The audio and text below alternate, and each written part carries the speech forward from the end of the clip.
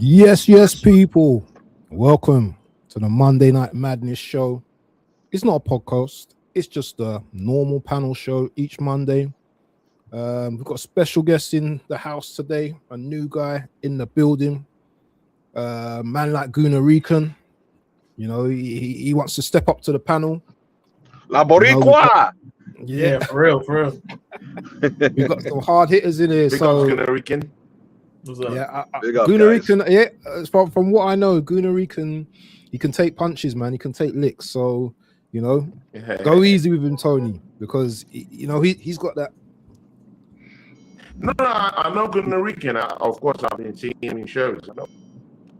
Wicked, man. But anyway, Guna Rican, what you say, man? Welcome to the Monday Night Madness. Are you ready tonight, my bro? Are you ready for it? Yeah, man. I'm always ready to waffle, man. That's what I do. I hear it. That's what I'm good at.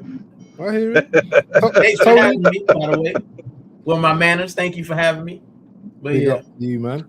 And we got my boy, co-host, Mr. TC, Tony's Claude, Gunner TV in the building. And you know Tony doesn't mess about when the beast starts, he gets cooking. How you doing, my bro? How's things going? Yeah, big ups to the panel. See ya, people. Yeah, I mean, Guna Rican gracing up the show today. Big up to you, Magic. You're welcome, man. And of course, it's Monday. Gianni's down here, people. I mean, you know what it is. When Gianni's here, you know the hit is popping. And of course, my brother, my broski, other person than Waffle Don himself, Waffle Don Dada. People smash the like button. Smash the like button, people. Don't forget that. Gianni's in the building as well, man. Cruising in his, I don't know what he's cruising in today, but he's cruising. Is it Pantera this time? I mean, the other time it was a Jaguar. 2 weeks ago, it was a Ferrari. Come on, man. Which one is it today? Y'all trying to get me in trouble with the tax man. Chill out. Gianni, man. What's going on, guys? Hope you guys had a good weekend. Yeah, man. Yeah, sure, man. Big up to you, man. But anyway, let's just cut all the niceties and let's just get into it because it's all things Arsenal from here on in. And I'm just gonna be real, yeah. Everyone is talking about Arsenal right now. Our rivals, me and Tony have spoken about this before in depth. Our rivals are making money of us, yeah. Talking about us, the new thing is now, yeah, is can Arsenal do a quad? Everyone is talking about Arsenal right now because we are the club that's trending. But I'm gonna ask you guys, are they talking about us with the belief that we can do a quad, or are they saying it to disrupt our Premier League campaign and disrupt the cups that we're in right now? Anyone could go. Big up to Waveland in the building. I'm gonna start off because thank you again. Listen, like it's the okie doke, man. It's the rope-a-dope. That's what they're doing, right? So they'll build us up. They'll say, "Oh, Arsenal can win everything. Y'all should be top. You should win the quad." And then if we don't, they will be, all of them. I've never seen Man United, Man City, Tottenham channels, Chelsea channels talk more about their club than they talk about us. They talk about us like everything. And it's only to set us up for failure. If we don't win a trophy, you know that them same accounts will be on the internet talking about they bottled it. Look at Arsenal. They don't want us to win. I hope we do. Because boy, I got receipts. I got smoke for everybody. I'm ready. Especially United fans. I'm ready. I got a group chat just waiting, itching.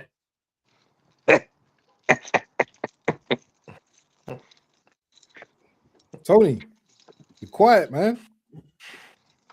See, I mean, Waffle Done, we've been through this before. I mean, come on, man. Yeah, we've been through this before. There's bigger channels. I mean, the one word that's on all the lips is Arsenal. Arsenal this, Arsenal that. And I'm talking of people who are traditional Manchester United fans.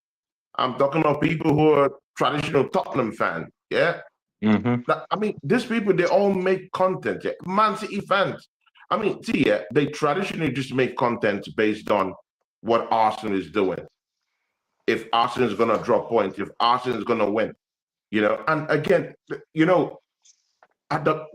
and you, Wafudonia, we were discussing this at the time based on these guys are actually making money out of this Arsenal stuff they're doing. These men are raking 18K views, 28K views, 30K views. Why me, you, Gianni, maybe Gunarican would just sit back and most of us, we're always critiquing the team, yeah?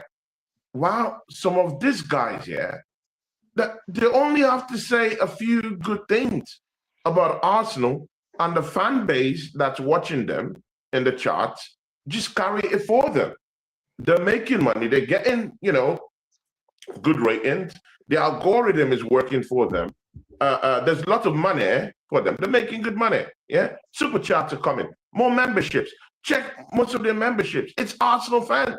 Arsenal fans make up most of the membership. Yeah. And Arsenal fans are very generous. Come on, bro. Anyone who would give them just a little bit of care. We are like those kind of like cast aside kids. Yeah.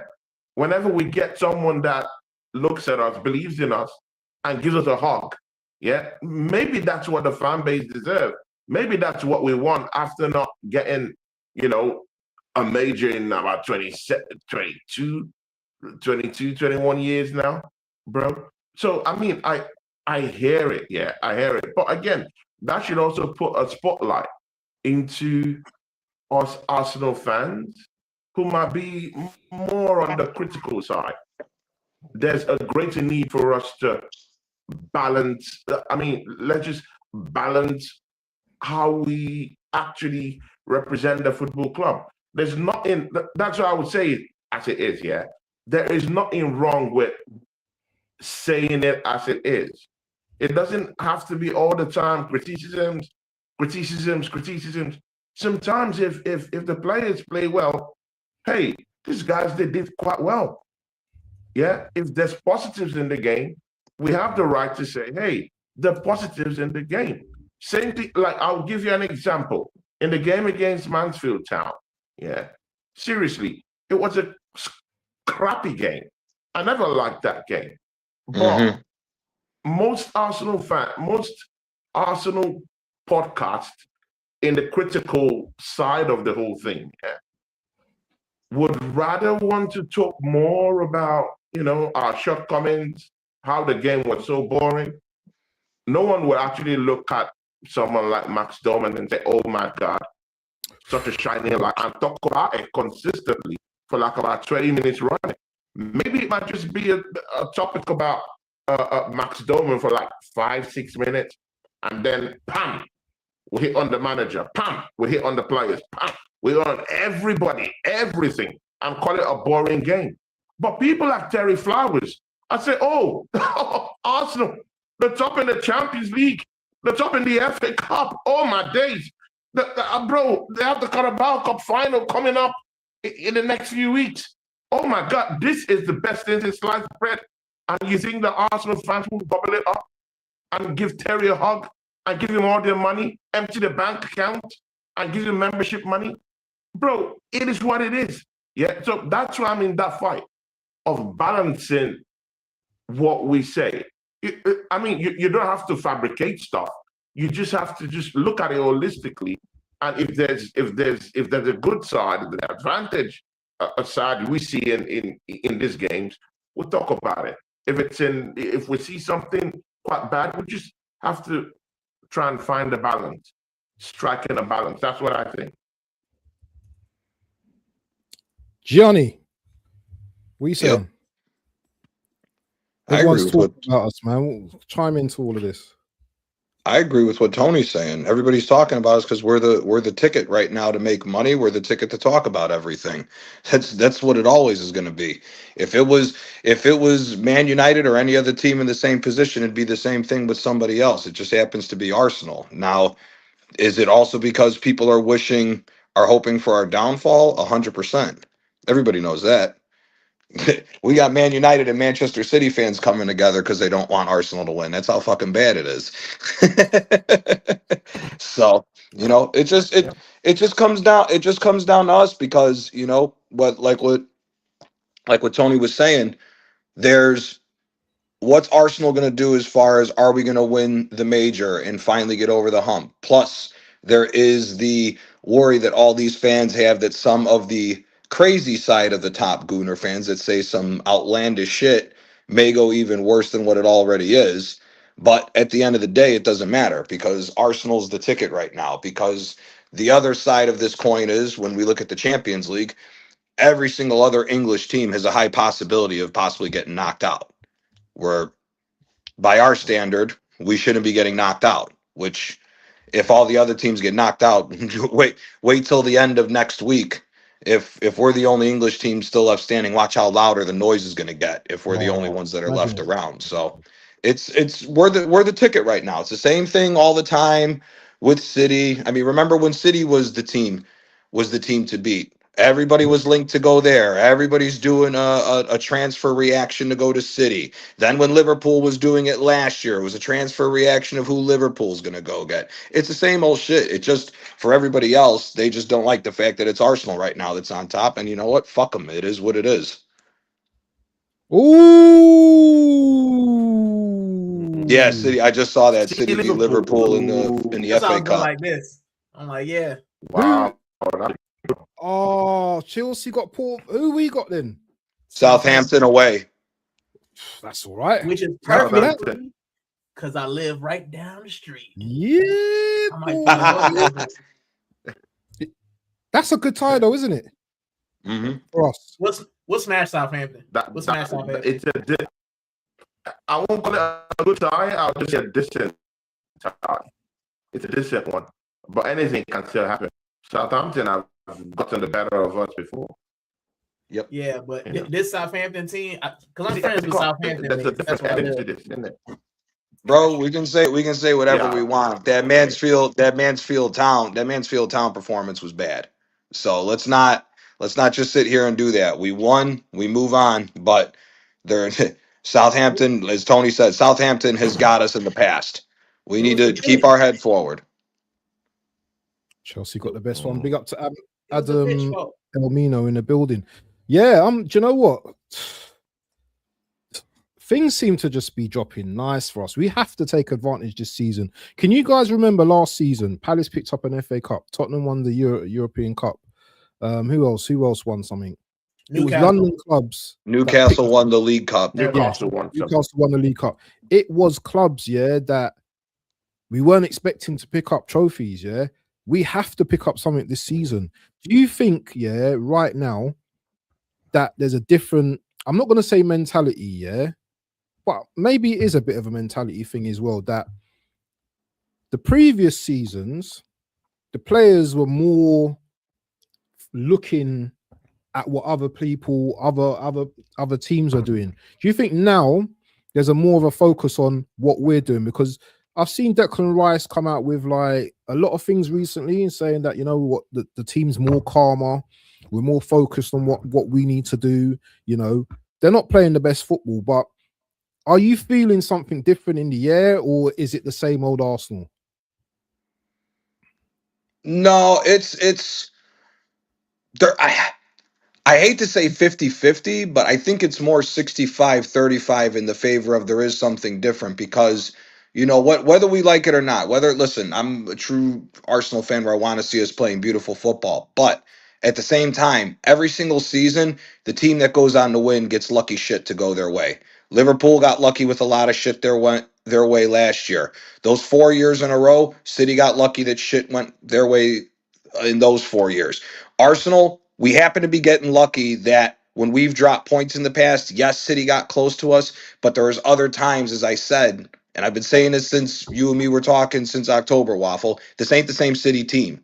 The ball is bouncing in our favor. And the teams that normally win, whether we like it or not, whether we like the football or not, you normally force the luck to go your way. I mean, how many times did Manchester United over the years force their luck with lucky calls and everything else? It just happens to go that way throughout a season. So it does feel different this season that stuff is starting to go our way. Because here, when we drop that game where City dropped points to Forest, In a normal season, like the last couple of years for Arsenal, they don't draw that game, they win, and it's only a 2-point gap rather than them dropping and us picking up the victory. So it does feel that the wind is blowing in our favor, so to speak, with everything else going on. But we still need to keep a level head, because while yes, stuff is going in our favor, the performances are making it tough. I mean, this is almost, I don't even want to call this set piece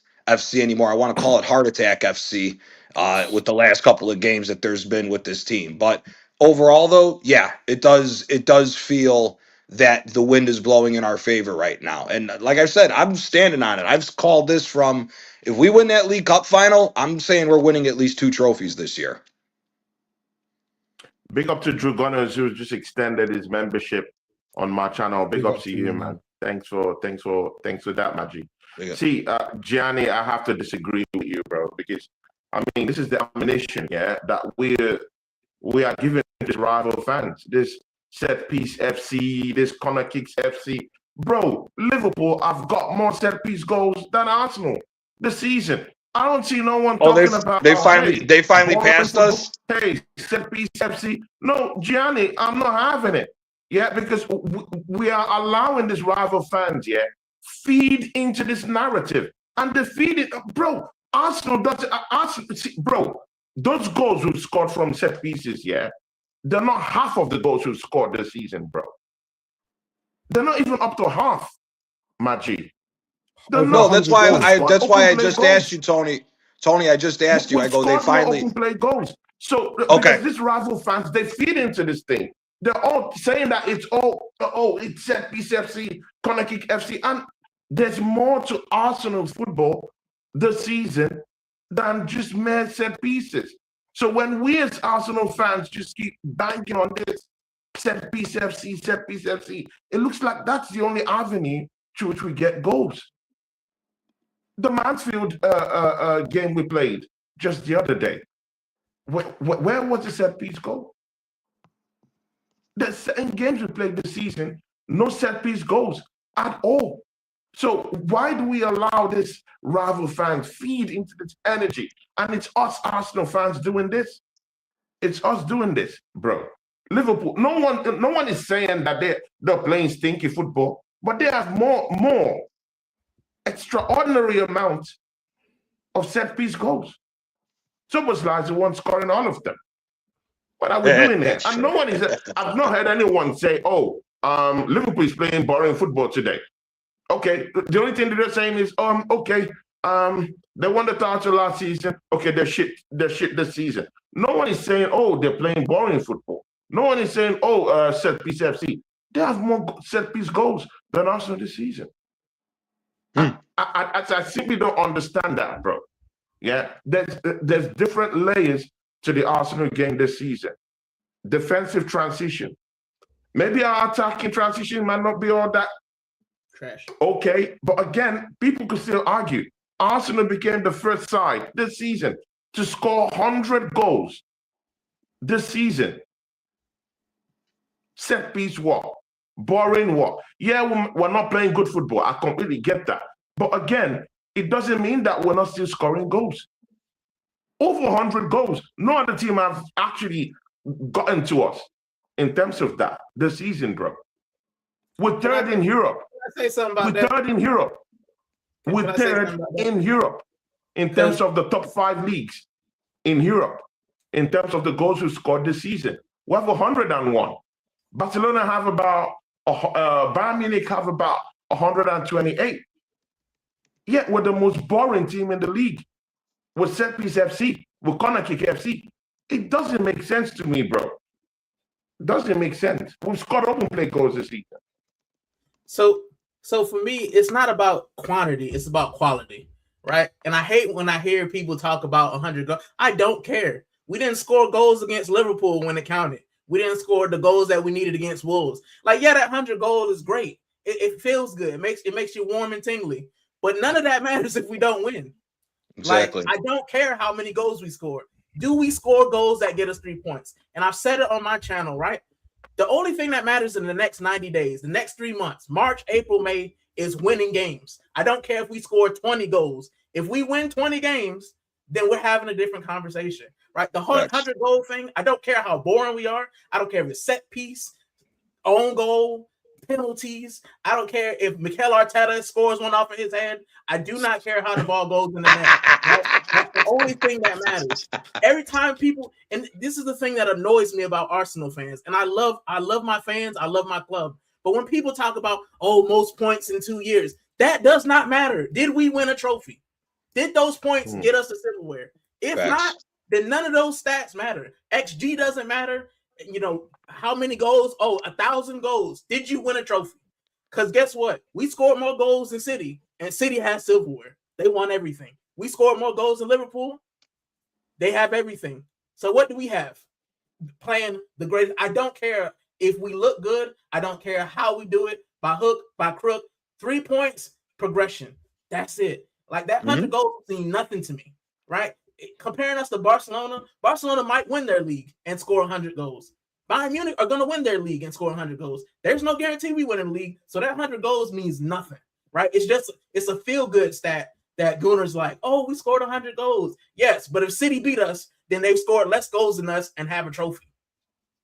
Are you excited at the moment, though, Gunnar Rican? Are you excited? I'm not excited. Again, I'm all about trophies too. Gunnar Rican, I'm all about the trophies too. That was even what we were talking about. What we're really talking about was this narrative about set piece goals, set piece FC, corner kick FC. That's what we're talking about. When we're talking about trophies, that's a different aspect altogether. Because I won trophies.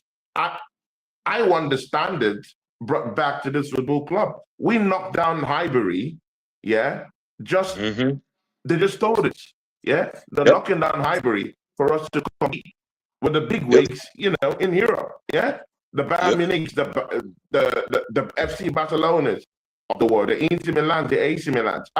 I hear it. I'm in that fight with you. But I will not just sit down here and listen to some people, just say that we're set piece FC, that we're corner kick FC. And this is what there's a narrative that these clowns out there are actually taking and using it to actually curse us out. If we win this league this season, these rivals still think that there's something still lingering around that title, even if we win it. They're still saying, okay, Arsenal is still the worst side to win a Premier League title, bro. It's because of narratives of this corner kicks FC, Tony Pulis FC that I'm hearing, bro. And I've just given you an example that, hey, Liverpool have more set piece goals than us. So it wasn't directed at trophies. It was directed at, hey, the rivals are actually saying what we Arsenal fans actually regurgitated about this set piece FC thing. I like being because there's FC. More to Arsenal's gameplay. There's more to our structure. I can't hear Tony. Let me back out and try to jump back in. I can't hear Tony. I like set piece FC. I don't mind. Because at the end of the day, I just want to score. A goal is a goal, whether it come off a leg or, whether it's in open play. I just think that people, when it comes to rivals, when people were talking about asterisks, right? This is the thing that always gets me about asterisks, right? And this is my rebuttal to that. Guess what? City, Liverpool, and Manchester United had to play the same teams we had to, the same amount of games, the same teams twice, right? So if we sucked, then that means they were worse. It doesn't matter. Like none of that mattered. People will say, it's set piece is ugly. I don't care. Because guess what? You could have played set pieces, you could have had penalties and gotten the same amount of goals and gotten the same results, but you didn't. So it's just an excuse that they're going to beat us over the head with. I love being a set piece FC because if your team is good at set pieces, then they will score them, but you don't. So who cares? I never let rivals tell me anything about that. Score more points than me, win more games.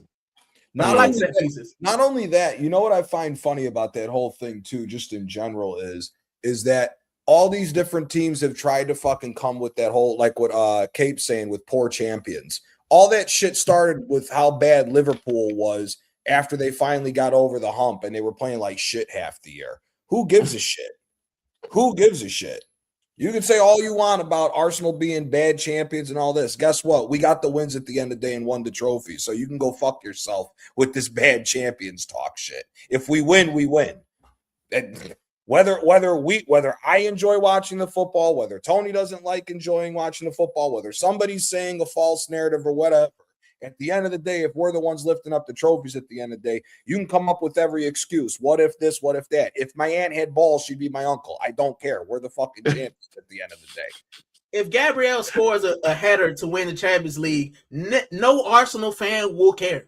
Exactly. No Arsenal fan will care. This is my narrative. That's what I'm talking about. Gianni and Gunarikin, yeah. Did you guys see when Rodrigo in the game against Nottingham Forest, when they scored a set-piece goal from a corner kick? Did you guys watch that game in any way? Highlight anything? Nottingham Forest, Man City, Nottingham Forest, where they drew 2-2. I don't think so. No. Okay, good. Now they scored via a corner kick, bro. Did you see the people in the chat? Did you see the celebrations, the scenes out there for Rodrigo scoring a set piece goal, a corner kick? Bro, all these things are just false narratives against Arsenal, bro. I saw Rodrigo run through the whole stadium, bro. Went out, hogged Pep Guardiola, went down to the other side of the fan base and was hailing them. That was a set piece goal. And bro, I've never seen any Arsenal. Bro, Tony. I've never really seen any Arsenal player celebrate that corner kick goal the way Rodrigo celebrated that goal that day. Tony. Bro, these narratives are horrible. Big up to Cape. Cape is in the house. Cape. Shout out Tony. Shout Gianni. Shout out Gunarikin, man. Obviously, man's been listening to you guys chatting. I had to jump on. Let's just call a spade, man. Let's just call a spade. The narratives and the goalposts have been shifting all season. Mm-hmm. They were set pre-season. We were hearing you must win. There's no way you don't win. Second 3 years in a row, all this stuff. When Liverpool were winning their games in the beginning of the season, the first 5 games, jankily, and we knew what was coming with Liverpool, there was, you guys are not competing in this 500. The narratives have shifted constantly to where we've got to a point where we're being talked about as the worst champions. Asterisk. I've never heard that. Like an asterisk. The only time I've heard an asterisk of a trophy is when it was COVID. Like, the NBA, the Lakers have an asterisk, or maybe Liverpool have an asterisk. That's the kind of asterisk that you make sense. This is just hate. Like, everyone's doing what they can to have their last digs, because especially now, like, watch, obviously, you guys have seen the draw of FA Cup. We've got Southampton, Liverpool got City. You're going to see the narrative. Like, even Joe Cole even tried to say it on TV. He was like, Arsenal, got an easy draw. Like, all you trying to is what people are trying to do. Yeah, people are just chatting shit. Mm-hmm. And at the end of the day, I think for me now, I don't know about you, man. In the beginning, I think throughout the season, obviously, we probably defend Arsenal and we try to justify. I've embraced it. Do you know what? Call us set piece FC. Call us dead champions. Call us worst champions. Call us bullies. Call us haramball. Call us whatever you want. But if you dare let us win a treble, double, or whatever, there's nothing you can say, because when we go back and like the footballers themselves, Van Dijk came out the other day and said it's the hardest Premier League season I've played in since I've been in the Premier League. There's managers. Guardiola said it. Pep said it. There's managers. There's analysts.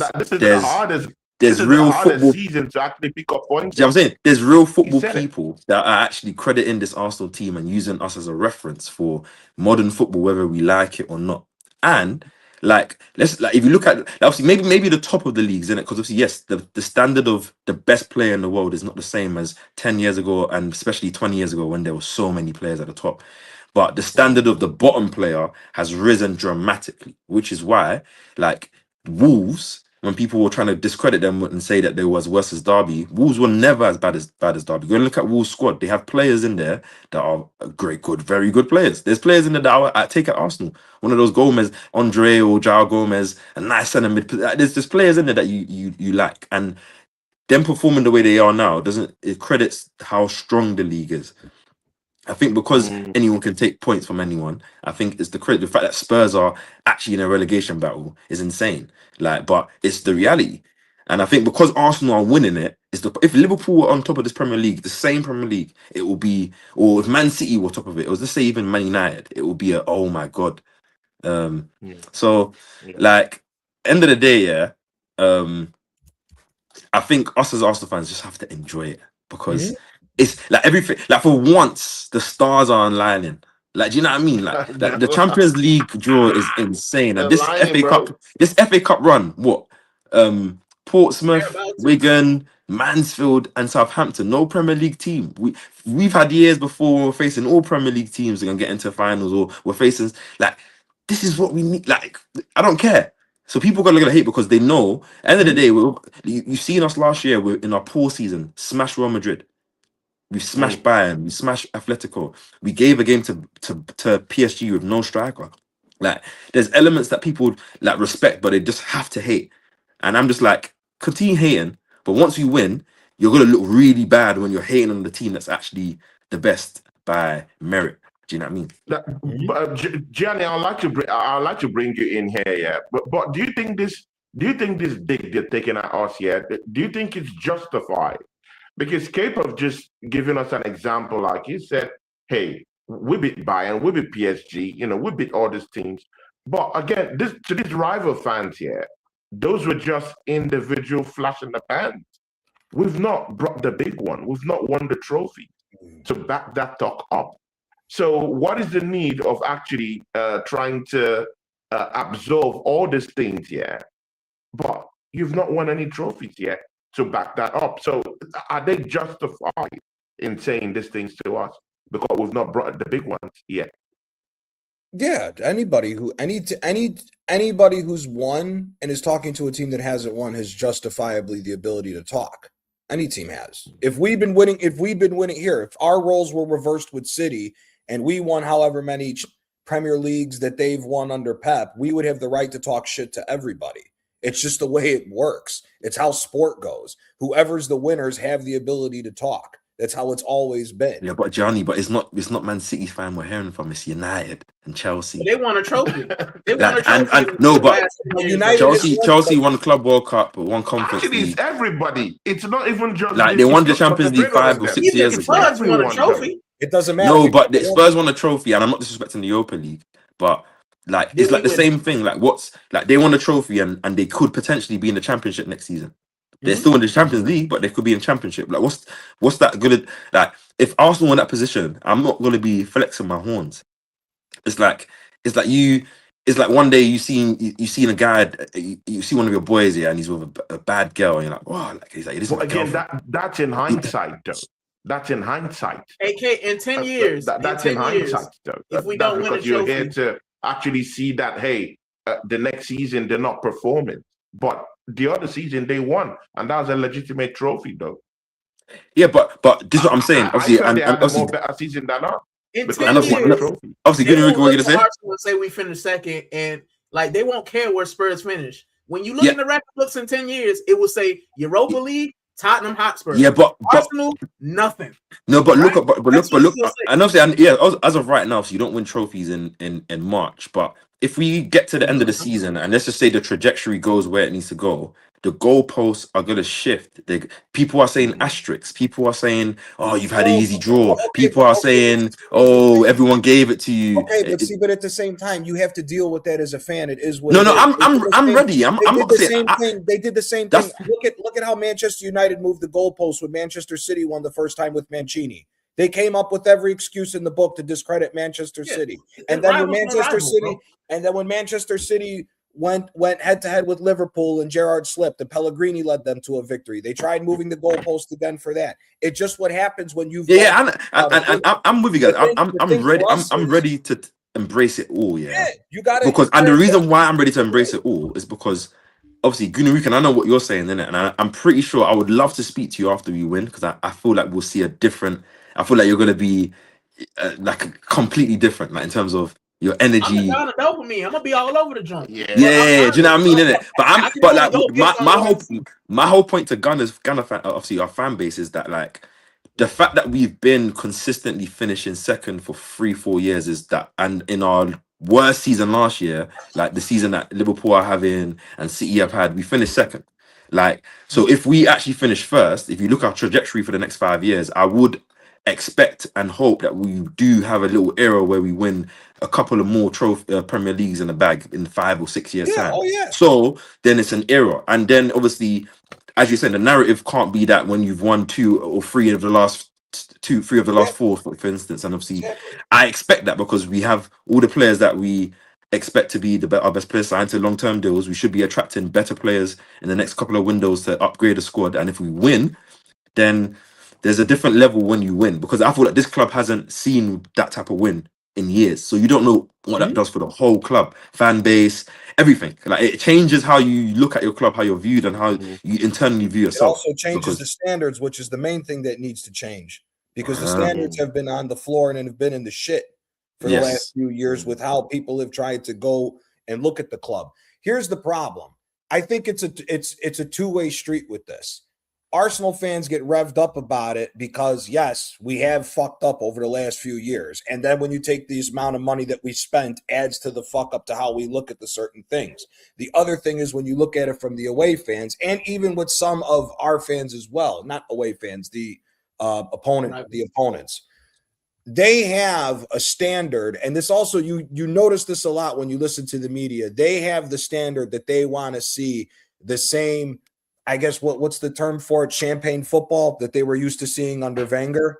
And that's basically the standard, what they're trying to hold to us, because that is technically the DNA of the club. Yes, George Graham won a more defensive style. The early days in the 30s when we were dominant, we played the best football in England then.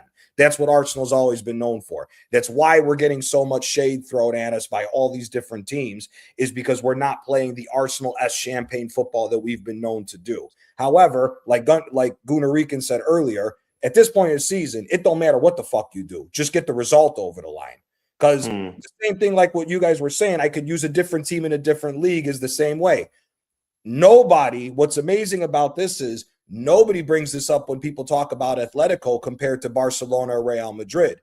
Atletico was always, they just got to figure out a way to win. But then they held Barcelona and Real Madrid to a different standard because they were the ones that were used to winning and not Atleti. That's kind of where I see us.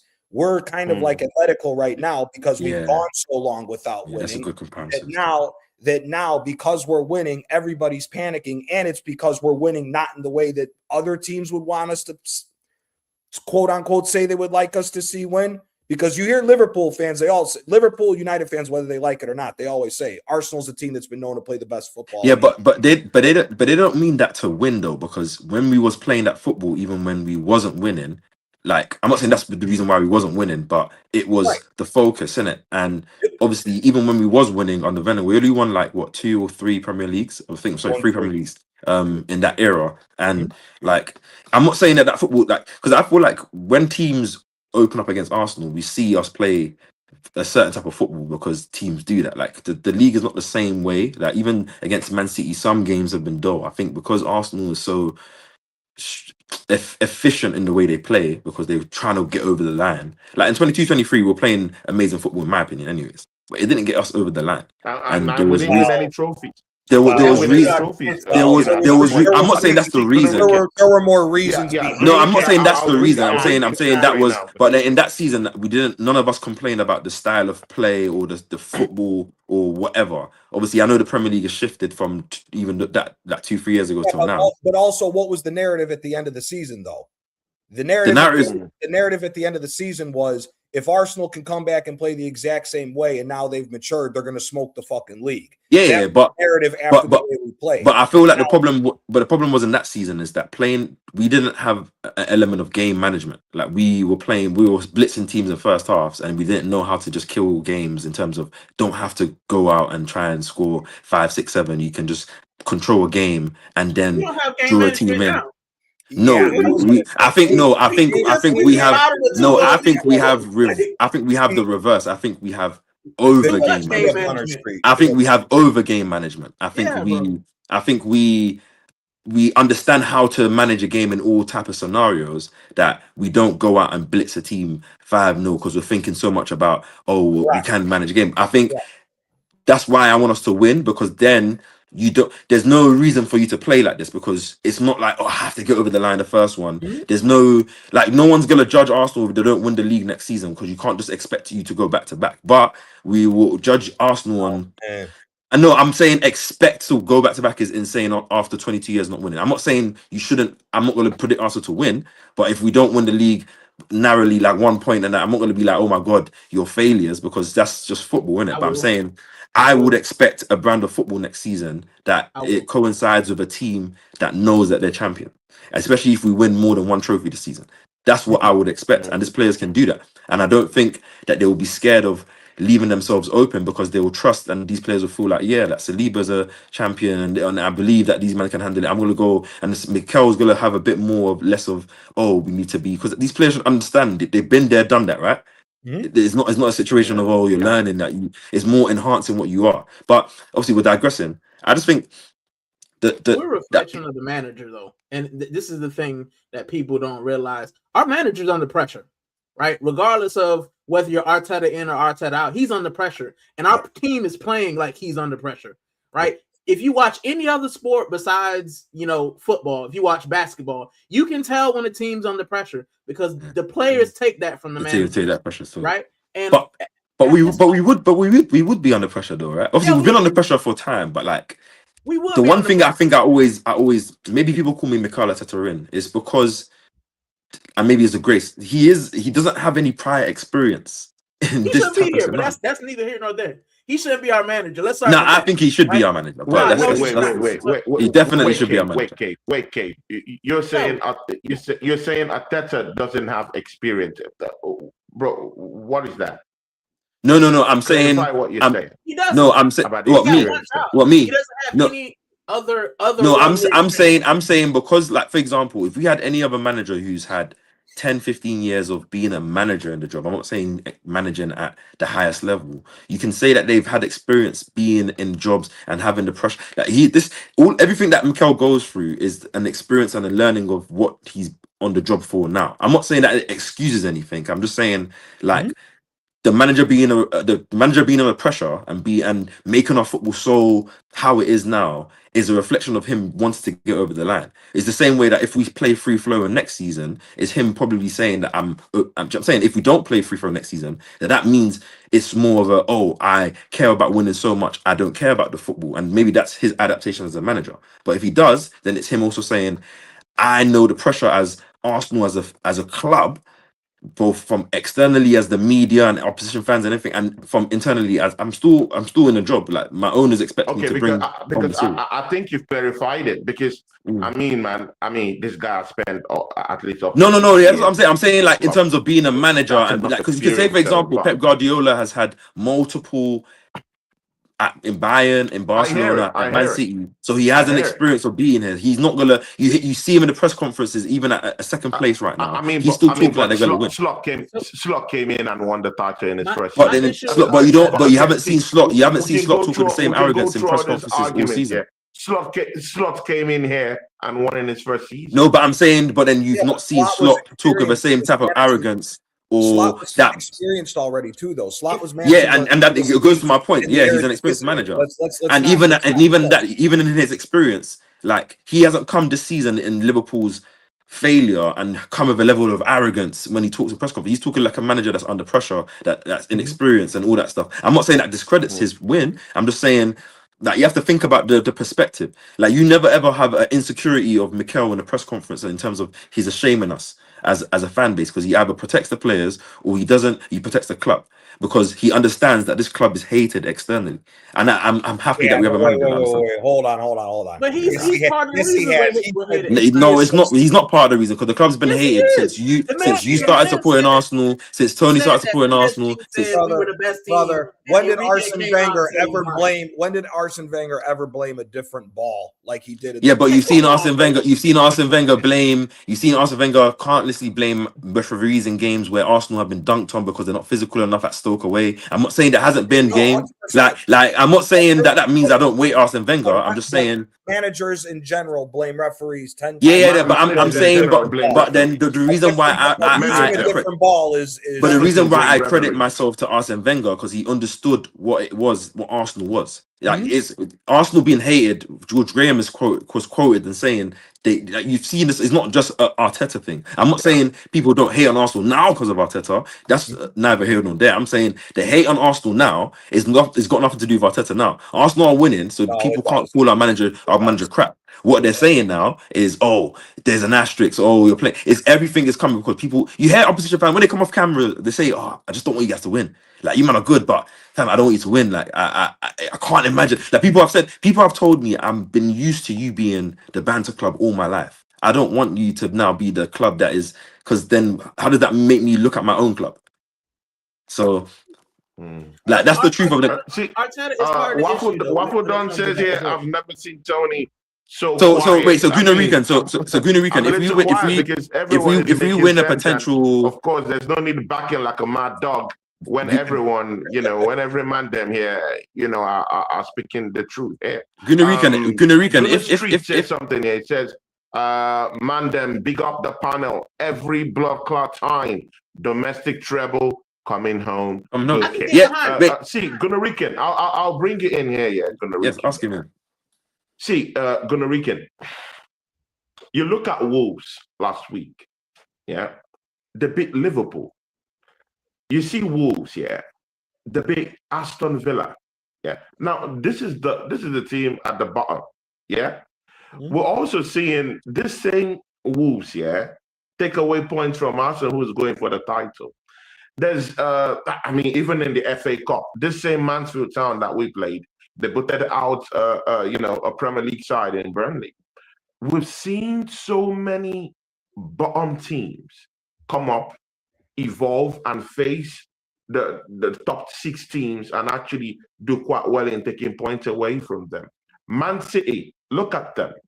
At home, a home game at the Etihad, and Nottingham Forest just sneak in, bam, bam, bam, took a draw and went out. That team has no business getting a draw against City. So now I want you to just look into that right now. Is it that these teams have actually figured out the teams in the in top 6, or is it that they've closed in the gap in terms of the players, in terms of how they play, or they've just kind of like just figured out how to just sniff away points away from the top teams in the league? So when it comes to the smaller teams, I don't care about City. I don't care about Aston Villa. I don't care about Liverpool. I care about Arsenal, right? The teams have figured out how Arsenal are going to play. That's why we keep dropping points, right? Whether Wolves beat City or drew to City, it doesn't matter. We were up 2-0. It does not matter what Wolves or City did. It matters what we were doing. If we had put that game away, if we had scored another goal, then we wouldn't be talking about this. Right? If we had taken our chances against Liverpool and not set up shop to go for a draw, we wouldn't be talking about this. Right? It's not that, and this is the issue. It's not that the teams have figured us out. We just play scared. Anyone can see it. Right? Every one of us on the panel knows what Arsenal are going to do. Right? We're going to score a goal. We're going to sit back and hope to defend it with our lives. Right? When we could actually just go there, score 2, 3, 4. If we had 150 goals, right, then we'd probably be having a different conversation because we would have blown some teams away. There's no reason we should be. But what conversation do you think we would be having? What? I mean, we'd be clear. We should be 13. No, but if we're scoring 150 goals, we're talking about the best Premier League team of all time, fam. Yeah. Like, is that what you want? It's a hypothetical, bro. Like, let's not get. No, I know it's a hyperbole. I'm playing devil's advocate, but I'm just saying, like, what you're saying is you want us to be more ruthless. Yeah, but But what I'm saying, what I think Tony's trying to allude to with his question is like, but a team that hasn't ever, that team that wants it so much, a fan base that clearly also embodies that as well. Do we play Don't 38 expect games there at to one be. time? What is Do we it? play 38 games at one time? No. No, but I'm saying, but in yeah, but 30 games, but 30 games, but 30 games. We're 30 games, play 30 games, right? Every situation is different. I know, but we played 30 games so far, and I'm pretty sure we've won majority of games. Yeah, I know, but we've played 30 games so far, and I'm pretty sure we've won the majority of the games. I know we have I don't know what the gap is right now, but obviously everyone sees it as 4 points because we expect City to win, but we can't expect City to win because we expect City to beat Forest, and Forest are near enough that relegation zone as well. I know they have amazing players. I'm not going to say this is the point Tony's trying to allude to, but it doesn't matter about City. But I'm saying if it doesn't matter about City, if City keep dropping points, then it doesn't like Arsenal go in the league. So it doesn't matter. Then it doesn't matter. Can you trust us not to drop points? That's what we're getting at. Yeah, but I'm saying, but if you go based on the trajectory of the season, where we've only lost 3 games, I know, and we've only drawn, I think is it 7 games in every other competition. We've won every single game. Like if we're looking at the way the team plays, we'll in terms of form of this season. I'm not talking about historically. Then we should be. Why do you anticipate our form will all of a sudden dip? Especially where I don't know the last. I don't know the last. Okay, we can ask a question. I'll ask you a question then. Obviously, I'm pretty sure you're a bit. I don't know if you're older than me yet, but when is the last time you saw Arsenal in all 4 competitions towards the mid of March? I've never seen it. Exactly. So I've never seen it in my life. Okay, so we're seeing things that we haven't seen in maybe our lifetime. Maybe obviously Tony and Gianni are a bit older, so maybe they might have seen that in prior times. I haven't, innit? So the teams so far are showing the style and the way with the pressure, and I agree with all those things, but I think that just comes because we haven't won. City fans are talking right now like they ain't pressure, but I saw the way City's head dropped when they conceded that goal, when Mario cleared that goal line clearance. They look like they lost the league. Like Bernardo coming out after Liverpool saying if we lost this game, we would have fought like it's done. When have you ever heard Man City players ever say something like that in 9 years? I'm not concerned with Man City. Yeah, I'm not concerned with that, but the whole point I'm saying to you, Gunnar, because it's football, isn't it? Like if the other team if the team that's competing for the title is losing, then even if you lose your way to the title, you're gonna end up, and that's not what Arsenal are doing because we haven't lost the game since Man United, if I'm correct. Yeah. We drew 2 games against Brentford. Yeah, but we drew. Yeah, their losses.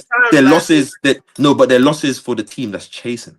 But we drew 14 times last season. 10 of them. Yeah, I know, but you're talking about last season, bro. If we had won those 10 games, we would be champions. We wouldn't even. And Gunnar, if Invincibles didn't draw 12 games and they won all those games, they would be the best team of history. Like, bro, we're talking about old season that has no relevance to this season. We're talking about the same thing that's going on. No, but what we're talking about is this games that we should be winning. Yeah, but you're talking about Villa. We should have beat Liverpool. Okay, and I agree with those, but I agree with those things. I agree with those things, bro. But what I'm saying you're fixating on makes no sense. Is last season, I'll explain. Last season, Arsenal were never first.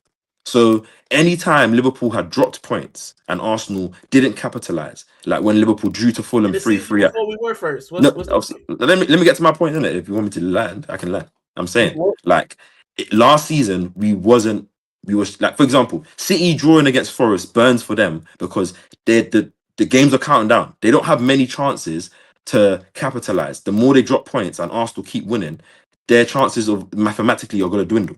Arsenal last season was second. So we had to win every game because we had to hope that Liverpool were going to drop off because Liverpool had never showed signs of dropping off. So when they did drop off, that they lost the game here and there or they drew, that's when Arsenal had to capitalize. We didn't. But the context of the season is different because you're chasing. Man City are chasing. If Man City draw, it's a loss because they don't have many games to rectify that draw. They got to hope Arsenal win. And Arsenal have, as I said, 6 home games in the next 8. We should be winning all those games. We don't face any top 6 teams. I'm not expecting anything but wins. I'm not saying that means we're going to win, but I'm saying if you're looking at how things look like. No. Okay, cool. Did we beat Wolves at home? Like, we can do this tit for tat. Did City beat Wolves? It doesn't make any sense because right now our next game is Everton at home. As long as we win that game, City have West Ham at home. It doesn't matter whether we beat Wolves or not because you're going to be talking about things and not enjoying the end of the season because you're thinking about points that were dropped. When at the end of the day, it's all about points that are gained to lock off the title. And City are dropping points. If City were continuously on a win streak, I'll say cool. But against against Nottingham Forest, maybe they played the flashiest of football. Maybe they had 30, 40 shots. Play City, right? Yeah, but by the time we play City, if City don't continue to win their games, that game might not matter the way that you're sort of fixating and scared about. Even though City haven't beat Arsenal. About anything. I'm scared about City. I'm scared about Arsenal. I'm telling you. But Gunnar, let me about Arsenal. Tony's question was about us dropping points. I said Arsenal. I don't care about anything. Let me ask you a question then. Okay, how many games? How many games? One at a time. How many games do we have left? How many games do we have left? We got 8 games left. Okay, how many points are we above City? 7. Okay, so and they have a game in hand. Yeah, that you expect them to win, but the Forest game showed me what I've been believing about the City team all season is that they're not a consistent team.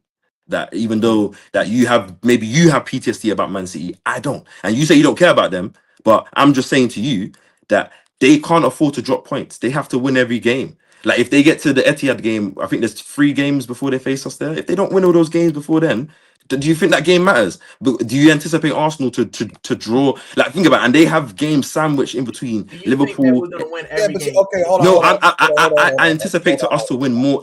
Hold on. I hear what both you guys are saying, but this is where again we're splitting hairs and not realizing it's a two-way street. First of all, the PTSD to what Gunnar Riken's talking about isn't the fact about Manchester City. The PTSD is Arsenal. The biggest problem with Arsenal is Arsenal. It's never been another team. It's always been us that's been the problem. That's why we shot ourselves in the foot over the last 3 years, whether we like it or not. It's been Arsenal getting in our own way. City, to your point, Cape, City hasn't been the same team coming into this year. Because, again, the 2 key figures that saved City's ass, them 4 years they won in a row, are no longer there. If Kevin De Bruyne and Gundogan were there, we're having a different conversation. But we're not. Yeah. But what Gunnar Riken's talking about is we have been our own problem. The year that we blew the 8-point lead was on Arteta because he was the one that rushed Jesus back when Trossard was arguably the best player in the Premier League for 6 weeks, took him out, threw Jesus back, and then we won 1 game in 7 and disrupted the whole champagne football that we were playing. The following year, he made a stupid decision with certain players. We screwed ourselves in the Aston Villa-West Ham game when we should have smoked the both of them. We lost back-to-back and then screwed ourselves out of that. Then last year, he made the decision for us to go light, sell players off that we shouldn't have sold so that we would have had the depth to be able to go a full season. That's what Gunnar Riken's pointing to, that the PTSD isn't about other teams. The PTSD is that Arsenal's been our own worst enemy. If we'd have taken care of business, we're working on either our 3rd or possibly 4th straight Premier League. And I agree with all those things, apart from the fact that I don't blame sellings on just the manager. I think it's more than just that, but that's now him. Let's talk about that. But I'm saying, like, because I agree, like all the points that you guys are saying, I actually agree with you. But what I'm saying that you can't not factor the other team, as you said. Like if in this current state, if Man City had a Mahrez and a Gundogan and a KDB or even an Alvarez, I'm not talking the same. The reason why, because they probably capitalize and they don't look like this dead team that's drawn at home to a 10-man City. So do you know what I'm saying? But this is not the season where they have that. And Liverpool that spent 500 million are dwindling in 5th or 6th or wherever they should be, wherever they are. I don't even know. Do you know what I mean? It doesn't matter, but as you said, because we're focused on Arsenal. But the whole point I'm saying we're focused on Arsenal is that we have a 7-point lead with 8 games to go, where probably with 5 wins, we probably secure the title. I'm not saying that like you trust that Arsenal are going to get those 5 wins in a row or they're going to do it in a way that's going to make you comfortable. I'm just saying it might not even need those 5 wins because the team that will potentially take the title from us are not going to. That's what I'm not saying you don't have to focus on that, but it's the truth. Like, you know what I mean? That's why I was saying, and that's why I was making the point. This league should have been wrapped up already. Yeah, but based on the evidence that we have, right? I agree. So go on. I have a problem. No, but I agree with you that the league should be. Cape, I'm sorry. Gunnar Riken, I have a problem here with Arsenal fans who say things like this league should have been wrapped up already. Bro, when has the league been wrapped up in the last in the last 5-6 years. In the Could last, we have been 12 points bro, or more in the clear? last Yes, Yeah, or no? but 15 yeah, but games, what, in but the what, last but 10 you're, games, bro. yeah, It's not. Tony, This is the Because league if we beat title. Tony, Wolves This is the with best 10 league in points the clear. world, Tony, bro. I'll segue off you, yeah, Gunnar because Liverpool was 15 Rican, points this is the clear. best league in the world. You can't just say each. and you just will always it is drama. the best There league will in the world. always be Still. drama. Bro, there will always be drama. Yeah, a team like Wolves will always find ways to take points from Arsenal. Yeah, a team like Nottingham Forest will do something to take points away from Man City and take it down to the dregs for everyone to battle for it, bro. Yeah, the league isn't one like 20 game gap, bro. That's what I'm asking you. When was the last time you've seen the league won in such a You are alluding to right now? You need to last act. year. Arsenal could last win. No, but last, and I want a direct answer from you. When was the last time the league was won 15 games before? 12 games It's not before? 15 games. I just want that one It from could have you. been easier. It could Yeah, have been easier. but Green Rico, talking what? about You've not answered the question. No, wait. I want you to answer the question. Pop and play. I did. When was the last time? Since it's easy to win the Premier League, no problem. I didn't say have it no was issues easy with to that. win the Premier League. I didn't say that. So what are you saying then? Stop with this narrative of we have to, bro. Yeah. Okay. Wait. Tony. Wait. Because there's twists and there's turns. The teams are gonna drop points. Yeah, teams are gonna drop points. City is gonna go away to Chelsea. Yes. They're gonna go away to West Ham, who's battling relegation. Wait. Tony. We can't just say that this league should have ended. Tony is quite simple. Yeah, Green Weekend, you're actually right. Like I don't think what Tony we should have had this league wrapped up. Like I will tell you that it should be over, but it should be over. I know what you're saying, and this is what I'm saying. Okay, I'll paint it like this so that you understand. Yeah, we Arsenal should. There have been specific games this season that Arsenal should have done better in, that we could have potentially won, that we could have been looking at. The league probably would have been wrapped by now, or maybe not mathematically, but you're maybe a game or two away from it being done. And then maybe we're talking about focusing on other comps and doing this quad and all that. Look, so what I'm saying to you, I'm in agreement with that. But what your expectation and your want is can't now be negated from the reality, because I want that as well, and I wanted that as well, and I wish that was the case. But what you also can't also now be in the reality, which is we're 7 points clear, 8 games to go in all 4 comps, looking like we have a good run in all 4 comps, then still like be talking about Wolves when that was 3 games ago, when we've won 3 games in a row in the Prem. And do you know what I mean? Like, because at the end of the day, I'm telling you as your bro, as an Arsenal bro, you're not gonna enjoy the season. And maybe you think when we win and you see the trophy lifting, you're again gonna be like, do you know what? But you're gonna not you're gonna then hope that euphoria is gonna remove all the but we should have won against Wolves, and we drew against Brentford, and do you know what I mean? That game against Man United, and the Nottingham Forest, because I agree with you, but at the end of the day, the team came back and still won the games afterwards. They beat Sunderland 3-0, they beat Leeds 4-0. We can talk about those games, but I'm not talking about those games because to you that doesn't matter, innit? It's just about the games that we drop points in. I agree with you. I wish that we did. Bad habits. Yeah, but what Tony is saying away with. Yeah, but what Tony is saying here is that a Spanish La Liga fan just say Barcelona should have won it like 10 games ago or 15 games ago. They don't do that. But we at Arsenal. No, they don't. And this I'm not saying. But right. No. Hear me out. Yeah. Like 2 weeks ago, Real Madrid had the chance of actually gazumping Barcelona and staying top in the league, and Barcelona has been leading that league since, bro. I didn't hear any saying, we should have wrapped up this league 10 years ago. Brother, when Xavi was the coach and he won the league, brother, when Xavi was the coach and they won the league, he was the one demanding it. And that's why he was pissed off when they lost in the Europa League, because he said the league was already wrapped up in March. We needed to win more trophies. Wait, hold on. Let me ask you, obviously, these are all hypotheticals. So how do you think Arsenal fans will react to if Arsenal wrap the league up in February and then we get knocked out of the Champions League and Carabao Cup? But we've won the league, by the way. We won the league. Huh? Exactly. We won't No, cancel this you bro. no, but you say that as you the fan, and maybe you might just want the league. But there's other Arsenal fans that will let's. I But anyways, I'm not gonna get guarantee into. that I'm no, No, Arsenal fan, if they take Hey, the league right now, what you're they don't give a shit about no, none of I'm them. no, but I the, hear. Okay, I get what because you're the saying. whole But at argument the same because the time- whole argument the reason why I'm arguing is not because like you're wrong. I've actually agreed with everything you said in this pod. Like I think you've actually. But what I'm saying to you is that at this point, like the arguments you're arguing is what the ops are holding on to, because like let's be real, like Arsenal are going to win this league. Arsenal are probably, like, to me, are going to win the Carabao Cup. Arsenal have a very good chance in the FA Cup now that it's looking nice. And in the Champions League, I can't lie to you, you should be at least getting to the final because your run is so sweet. Yeah, you might have a Barcelona or At least definitely I say semi. semi. yeah, no, we should be getting to the semis, but I feel like after the fact that you got to the semis last season and the quarterfinals the year before, you've had some steady progression. If you do, but at that We're point, looking at the you might have final, wrapped the guys. league up and We're you looking might at be the Carabao final. Cup champions. I feel like you should be looking at making the season sweet. It doesn't mean you're gonna win, but I'm saying to you, we could be like, looking at see, guys, I know nobody want to say it here, yeah, but I have the guts to say it. People, we're looking at the treble this season, G. of course, I think now at this point now, I think we're gonna win a treble this season, bro. I think we're gonna win a treble still. I don't know what type.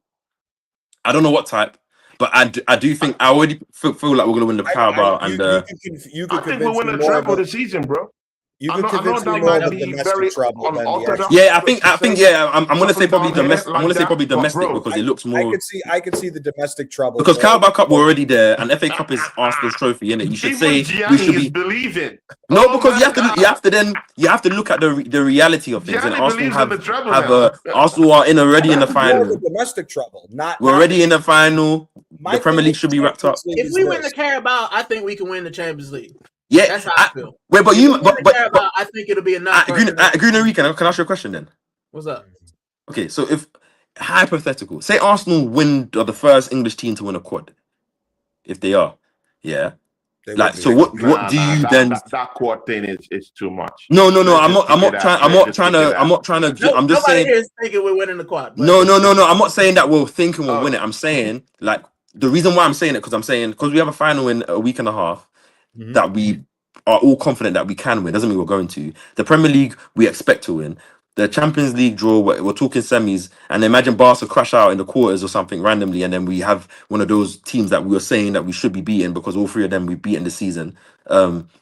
Like, do you know what I mean? And then FA Cup, obviously, Southampton we should be going through. Obviously, Liverpool and Man City are going to not want each other out. Maybe the draw might be in our favour because there's still Leeds or Brentford and all these teams. And you never know. We might just get a mad way to the final. Like, I'm saying if you win it, like, what would you then say about the manager and then the season and everything? Like, you. Because I would Me be very personally? intrigued. Yeah. me personally, build him a statue. No other manager's done it. Build a man a statue. It's I true. love Obviously, you have to, dopamine. innit? There's I'll not. be That's buying the fact. dopamine. But guess what? After this year, you got to keep going. It can't Yeah. just be a lesser season. No. You see, for me, you guys think I'm a one and done. Like, the reason why I back this manager because I think, like, if once we get over the line one time, I think we have the tools, and then we'll have the confidence, and then I hope the club moves like a big club and actually employs some bad boy attackers. Okay, so let me ask you this question. Say we walk away with two. We walk away with the Carabao and we walk away with the league. We make it to the semifinals. Hypothetically, we lose to Atletico or Barca. Just hypothetical, right? And we crash out in the semifinal of the FA Cup. If we run it back next year, and let's say we only do a domestic cup double and he finishes second or possibly third, does he go? He got to go for me. Well, it doesn't go for me, and it also depends on if that second place. Arsenal, if Cape is in Andre Berta's boots, if you go out, you give him more players, you spend more money to reward him for winning the Premier League, and he does not win the Premier League next year, he does a domestic cup double and possibly loses the league and drops from either second to maybe even third, does he stay? Because this is the only reason why I'm asking this question. I have stood up here and said that we are the only big club that has spent this amount of money and is still talking about what if and buts for trophies. We go through the whole history of this sport. AC Milan, when they spent $1 billion, they won 25 trophies leading up to spending $1 billion. Inter won 14 trophies leading up to spending $1 billion. We're the only club that has spent the money first and not won. So for me, if he wins the title, He wins another cup with it. Hell, if he does the domestic treble, fantastic. But if you don't run it back next year, even with what could possibly happen, because the bigger thing is, if City doesn't have Pep next year, I don't give a fuck if Luis Enrique comes in. We better go on to win the trophy again if we're backing you with more trophies. If you don't win the league, I'm sorry. You could have won the treble. If you're walking away with just a domestic cup double, for me, you got to go. So you're asking me, yeah? Okay, so I don't look at football like that, but I understand why you're saying that. And obviously, the first manager to bring Arsenal a Premier League in 22 years, I don't think, as for me, I have the entitlement to have chest to say, oh, if you don't bring a title the next year, that you should go. Because, like, I'm not saying it's not even a beggars choosers mentality. It's just more, you have to have more perspective. Two, obviously, that second place, third place depends on how that looks. Because I've seen City finish second place by 1 point. I've seen us finish second place by 2 points. That can go to the final day. That gives perspective, of course. And even if you don't win, like, it's hard to go again the next season. We've seen this Liverpool team that spent 500 million and pumped more money. I'm not saying that they're not saying the manager shouldn't go, but obviously, like, they've had a complete demise. If Liverpool was in a title race right now and they didn't win the league, I don't think anyone's calling for Slot to go, because they're where you expect them to be. Do you know what I mean? Obviously, and let me land in it. The whole point of Arsenal spending so much money is because we were shit. We were 8th place, bro. Wait, no, here. Are you gonna let me land? No, are you gonna let? Okay, that's fine. I'm saying I'm landing from my point. You can land. You can you can land. I'm saying, but Arsenal. Before Arteta came in, if you're gonna say the next season we finished 8th, yeah, we finished. I think it was 5th or 6th, 5th, 4th. That's what I'm saying. It wasn't like the time before was merry and jolly. Like, I'm saying to you, the whole point is that the club was nowhere near. Back years. No, I know. I'm saying, but before even Arteta's time, we were in a Europa League team, and then we were just scraping Champions League and then getting smoked. And I'm saying to you, like, your analogy, Gianni, that was quite amazing earlier, where you talked about, obviously, Atletico Madrid being like Arsenal, and then you have the Real Madrid and the Barças. You would say the Real Madrid and the Barças of this era is the Liverpool and Man City, and obviously Arsenal are the Atletico. Like, Liverpool and Man City have been pumping money into their teams and had the level of squad that have been able to compete for multiple titles and be in multiple Champions League semi-finals and finals for the last 7, 8 years. And the whole point of Arsenal, we've not been at that level. The only way to get to that level is not just going to be through academy players and hoping and praying and a manager's going to be some magic wand. You're going to have to spend some dosh, and that's going to come with expectation to win, which is what you're saying is it's not just about the one and done. But I'm saying the Inter Milan haven't really spent the same amount of money that Arsenal have actually invested in about 6 years. This is where Gianni was coming from also. Yeah, they spend that kind of money, they win 23 trophies. Yeah, that we spend that kind of money and we're still haggling. Yeah, I know, but the reason why we no, but I'm with you now, because it'll be different if I'm here saying to you, oh, like, this year we don't need to win it. Like, we need to win trophies, not even just one. I didn't say trophy. Yep. But I'm saying to you, the reason why we spent so much money is because our team used to have Mustafi and Socrates and crap players. Up a trophy on the way, though. Like, no, I didn't say. But then obviously, in the Europa League. I know, but then obviously we did win an FA Cup, which I'm not gonna say anything. But you're gonna say, well, that was Emery's team, and everyone's gonna asterisk it because everyone wants to do that stuff. He won the FA Cup. Yeah, I know, but he hasn't won anything since then. Yeah, but I'm not. This is my issue, Kate. Right? We won the FA Cup, and by the logic of most people, if we win the league, then we should kick on. But we won the FA Cup, and we didn't kick on after that. Yeah, but then we didn't have. Yeah, but then when we won the FA Cup, okay, but Rican, when we won the FA Cup, real quick, my question. Go on. Say he wins the league. How many years of him not winning the league or the Champions League do you give him before he's got to go? That's a good one. To finish Gianni's question, I wouldn't sack him for that scenario that you gave, but I also believe that we spent money because we had to get here, because even when we won the FA Cup, we wasn't at a level where we were going to win the league the next year, because none of you believed in that. We shouldn't have even won the FA Cup because we faced Chelsea and City and we're probably anticipating ourselves to lose. But now, digressing from that, obviously anyone can win a cup trophy. I don't anticipate us going. If we don't win the league next year, I think we win the league the year after. Like, because we still gonna have Saliba and Saka. Cake, that was and a direct. Gabriel. Cake, that was a direct question. I don't. In how many years? In how many years? I'll give it. of Okay. him not winning a trophy, are you willing to endure before you say sack the the manager? direct answer to your It's question? a direct question. The direct answer to your question is if he goes this season and wins a quadruple or a treble, next season he doesn't win anything. The season afterwards he has to win or he's gone. Okay. My rebuttal to you is my rebuttal to you. No, but hold on. My rebuttal to you guys is how. Let's be serious. Mhm. The scope of the league right now, and obviously, you have to also remember this is a Liverpool team that spent $500 million, and they'll probably spend another $500 million this summer to do some surgery to their squad. So they are going to be ready to go, or should be ready to go with a new manager potentially taking this team, but a new manager, but good players.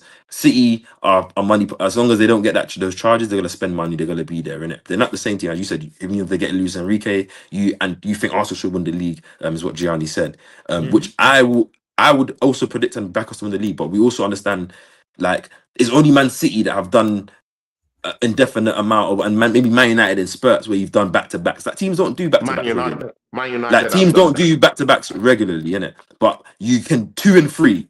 2 and 3 is something that I think once you win, that you have to do.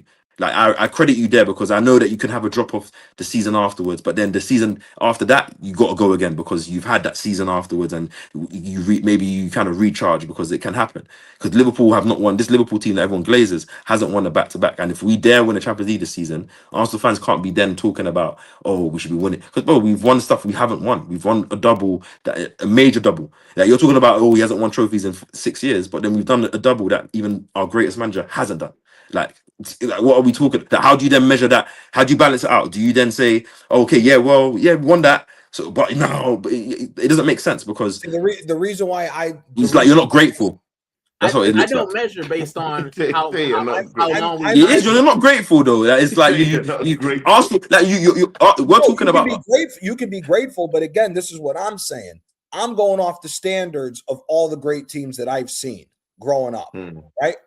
The standard of Inter Milan. Inter Milan will win a title. If you don't win next year because of the amount of money in the players and but team, you got to go. But Gianni, why? Because Inter Milan at the time are the best team in their league with the most money, with the best players, like the way Man City is. Arsenal, I'm not saying we're not the best team in our league, but the Premier League is a different league. Like Inter Milan, maybe now you talk about maybe a Juventus at one point, Bayern Munich. I'm talking about in the prime when AC Milan, Juve, and Inter every year could be the winner and could also not win because every single team in the top 4 that were fighting for that title had a good enough team to win. What I'm talking about is leveling up the standard now to those other teams. If you don't win, you got to fuck off. Yeah, but I'm saying, but if you do win, then what? Like, because for example, Man City will go 2 years if they don't win the league this year without winning the league. Yeah, you talk about Pep Guardiola has 7 or 8 leagues in the bank, which he does, and a treble and all that stuff, and 4 in a row. So I'm not saying, but that's still 2 years of this standard that you're talking about. They should maybe Pep Guardiola might go end of the season. He probably will, but like that's not him getting sacked. That's him leaving. Because if he wants to stay next season, he's staying next season. Okay, but here's a difference with what you're saying. He's a club legend. You're not going to sack him like that.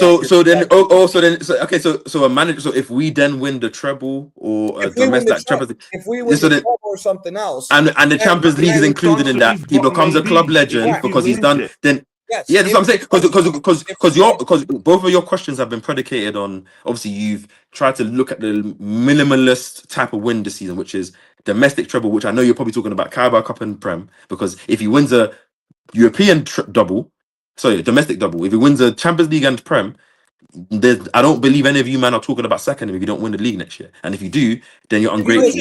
Next year, 100%, I would want him. I think you're ungrateful because then but he's a legend because then he's took a team from 8th place to 1st place against this Man City team. Is Carlo Ancelotti a legend? Was it Carlo Ancelotti a legend? Yes or no? Yeah. A legend at Real Madrid? Yes or no? I don't know. Yeah. Guess what? He didn't win and they sacked him. That's how big teams operate. Yeah, but so is Man City a big team to you? Is Man City a big team? Yeah. They're getting there. No, so are They're they a big getting team there. to you? Yes or no?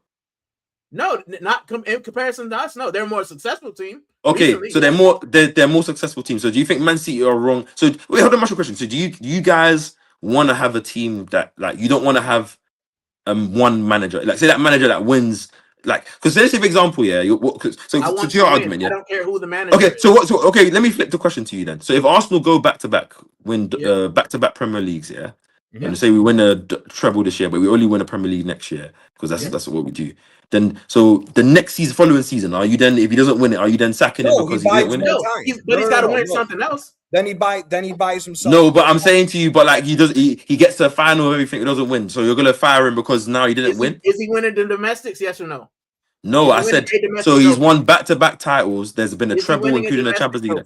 No, I'm asking you a question. Oh, he gets an extra year. He gets no. The more you win, the more time. No, so I'm saying to you. So we go the next season after 2 years where you've done back-to-back titles, the first time in Arsenal's history, in ages or maybe ages, and you've done off the back of a treble, and then you have a season where maybe you finish second, you don't win any trophies. I'm saying you're sacking him, Gunarica. No, am I sacking? I'm not sacking him. But he's got to win something the next season. No, I agree, and I'm that's what I'm with you though. But okay, but then so the question I asked to you guys, yeah, Gianni and Gunweekend, if Arsenal win the league this year, do you forget Arteta? Do you expect or do you think this team will win the league next year?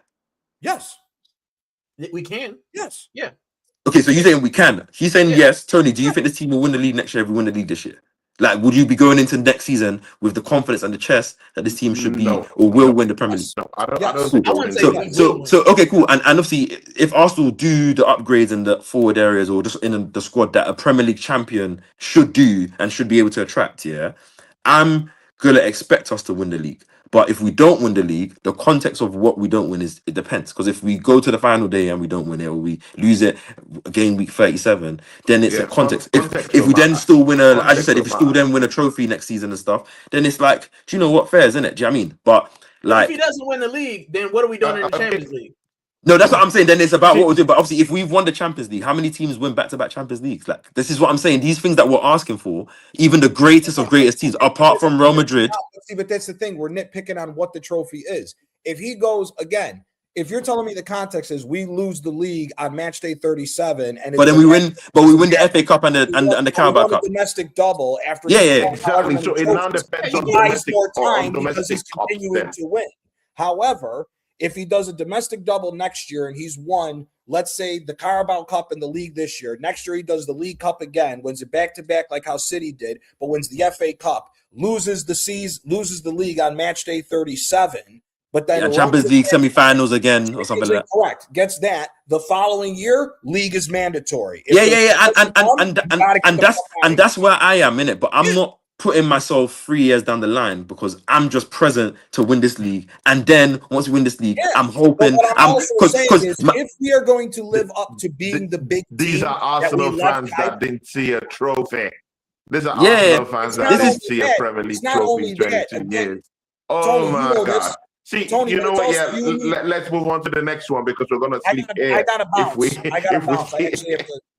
I gotta bounce. I gotta bounce to go on to another stream. I just want to say this. The reason why I'm saying this is this: we knocked down Highbury, went to the Emirates to compete with the big teams.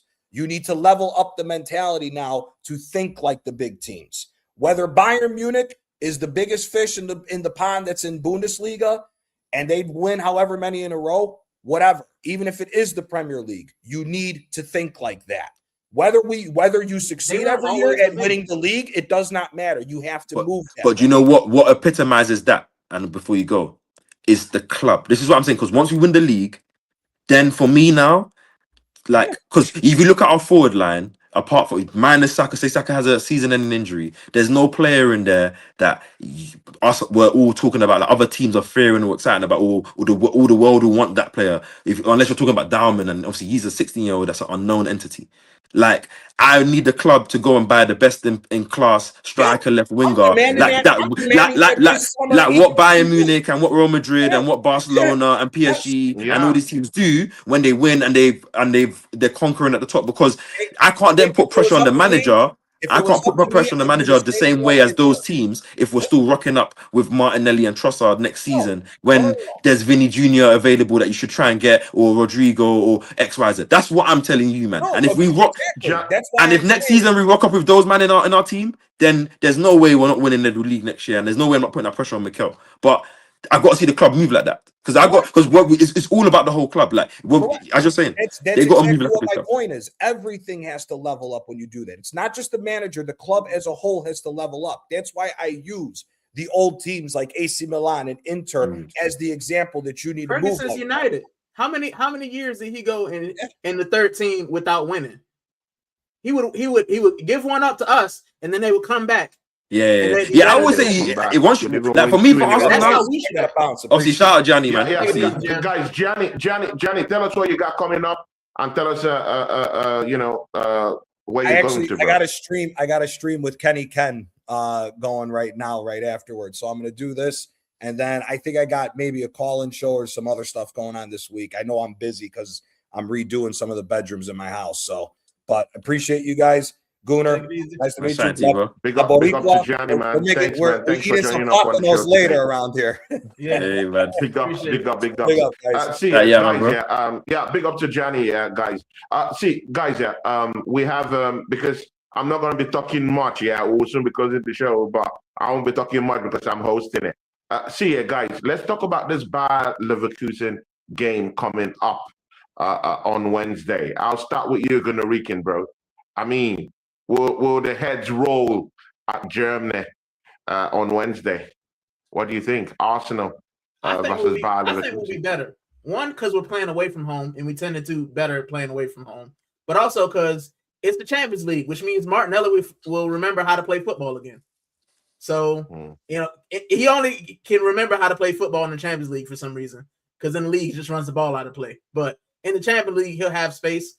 Because we're playing away from home, Leverkusen aren't going to sit behind the ball, right? And them German fans would not allow them to set up a low block, or they will boo them out of the stadium.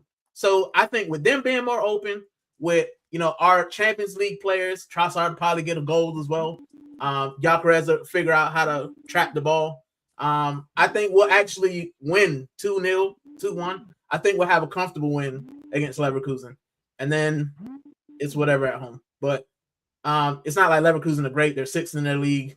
If we smash Bayern Munich, I mean, I think we should be smashing Leverkusen as well. It just depends on which Arsenal turn up. And if Declan Rice and Martin Zubimendi have actually rested this week. They should have been in Ibiza, nowhere near the club. So if they weren't, then we'd see in the first 20 minutes, because Martin Zubimendi would look like he's running in quicksand. Declan Rice will just run until his legs fall off. So we can't really tell with him, but Zubimendi will probably tell you whether or not they rested or not. And it's going to be a long game if they haven't. So, yeah. Yeah, definitely. Big up to Paul Forward Blue Nose. Big up to BBK Sports. He says 3-0 to the Arsenal. Okay. Yeah, I can't lie. That's Top Gunner stuff, bro. Man, 3-0 away from home. That's I can't lie to you guys. Let me give some. BBK Top Gunner out here, bro. Yeah. Capes. Kate, coming to this, without Odegaard. See, I know in the Premier League, we can do without the Odegaard and all these other guys. Trossard is out of this game. Calafiori is out of this game. William Saliba seems to be out of this game. He might pop up on Wednesday. We don't know. Do you think injuries will actually be an excuse for us to say, hey, we're going to go to Germany and maybe we might draw that one and finish it back home? Or do you think this is a game we just have to go into it despite the injuries, despite Odegaard, our captain, being out, despite Saliba potentially out, Calafiori out? Do you think we can cut it in Germany? Gabe, talk to us, G. Tony, you're an excellent host. I know why you're asking me the questions, because you need to. But let me just give my side, and me and BBK probably share whatever the Top Gooner stuff is, bro.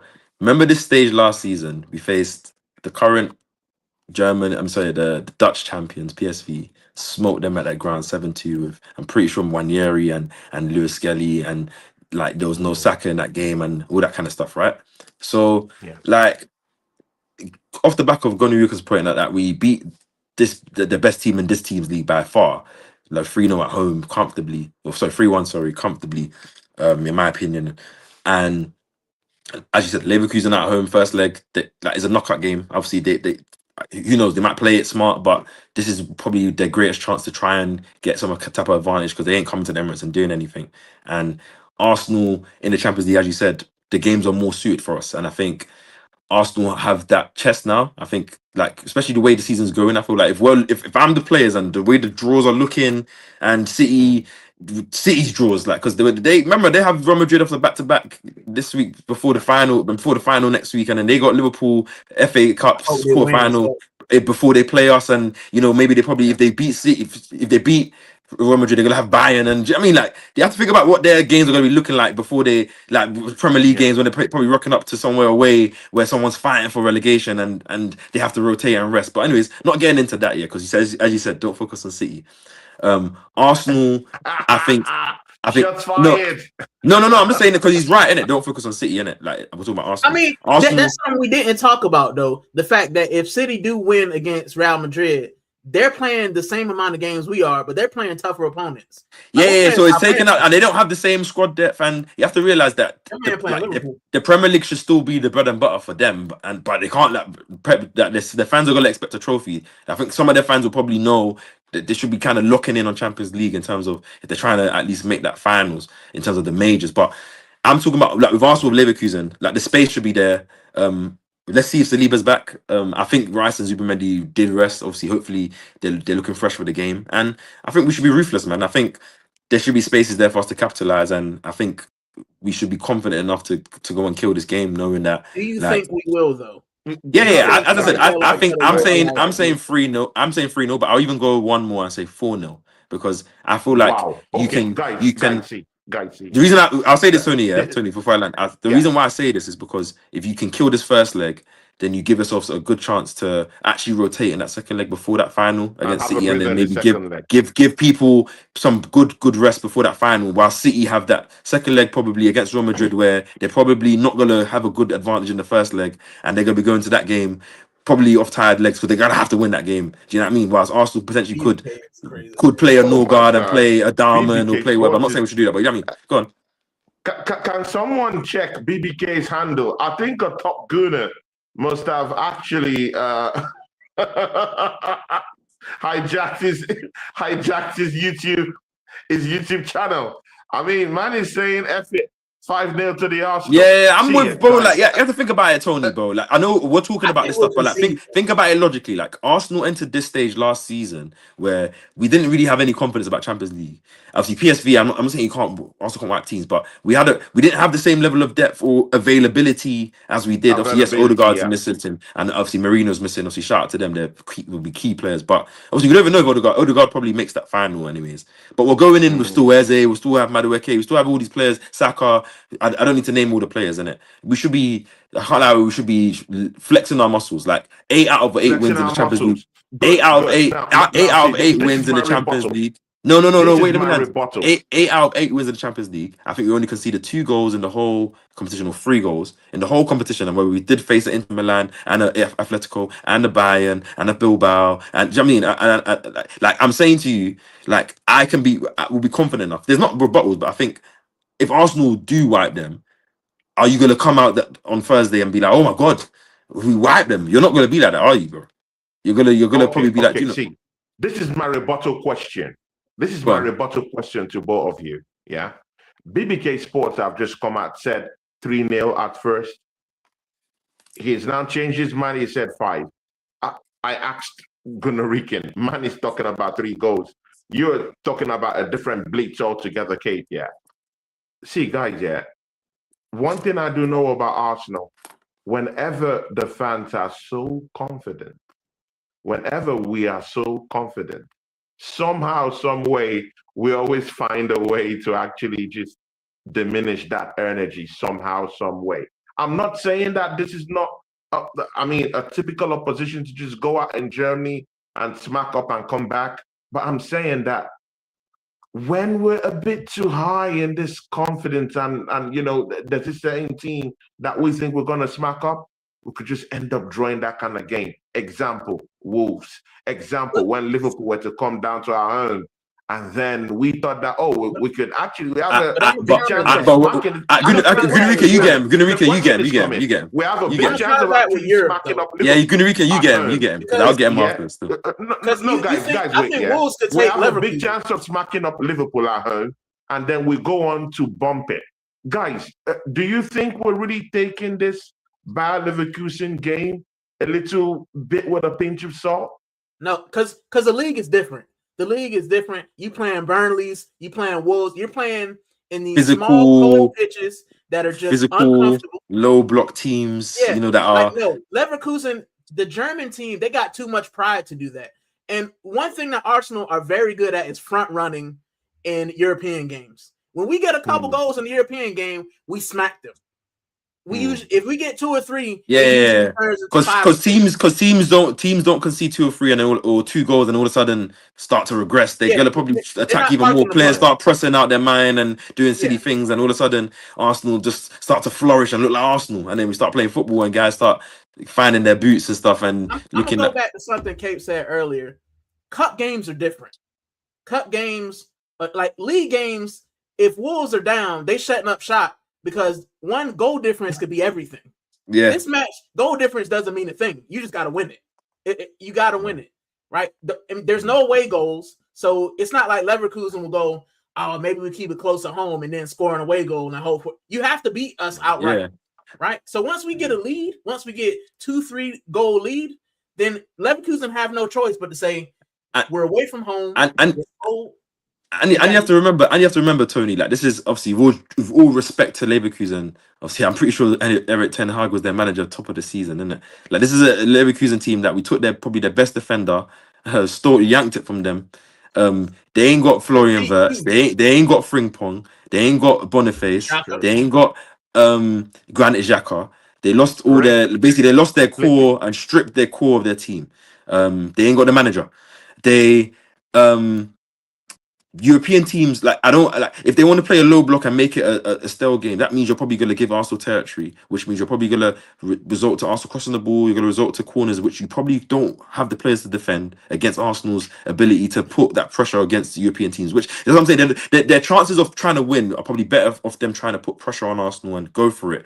And like how Mansfield did, and how Mansfield did, then rather trying to potentially make it. But the difference is if they try to attack us like Mansfield, this isn't playing 3 at the back with 7 attackers playing up front. This is going to be the first 11 locked in, saying let's kill this tie in the first leg. And end of the day, Tony, is one of them ones as Gunarica said. It's a cup tie that's different, and it's a Champions League, man. It's just a different state. Like I'm not saying Leverkusen are not going to want to win this game or think that they want to keep this a 2-legged tie, but their greatest chance is to try and win this, and because they're not going to go to the Emirates and have some master game plan, because Arsenal can win this game 2-0 in a smelly game. Do you know what I mean? If they want to make it one of those type of games, and they're still going to lose, and their fans will, as you said, will completely destroy them. These men have ultras and stuff. They'll be talking to them after the game saying, "What the hell are you doing?" Do you know what I mean? We were in the Europa League final 2 years ago. Now we're getting smoked at home.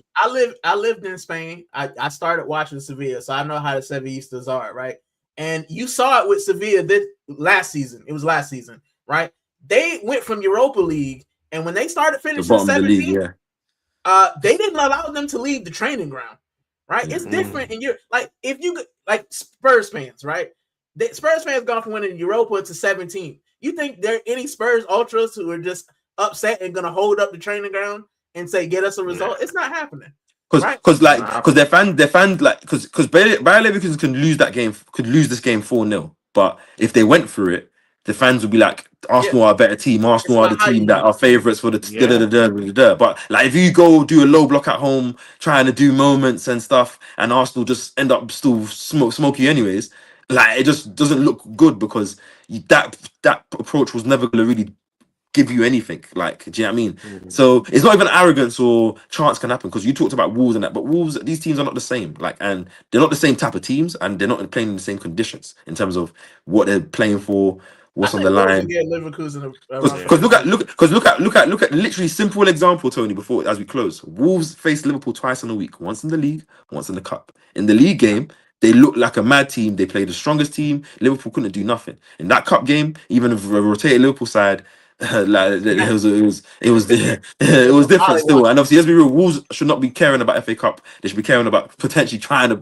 stay up, even though they're probably not. So, do you know what I mean? Innit? Context changes everything, man. Yeah. See, guys, the final before we go, quick one, yeah. See, guys, I've not really been impressed with Aze's season. Holistically, this season, I've not really been impressed in that.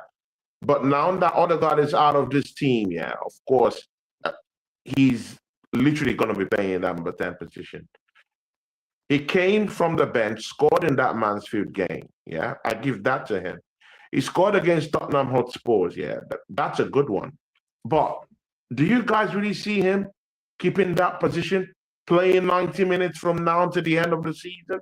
Is that possible for a player like Eze? Mostly with the kind of changing levels.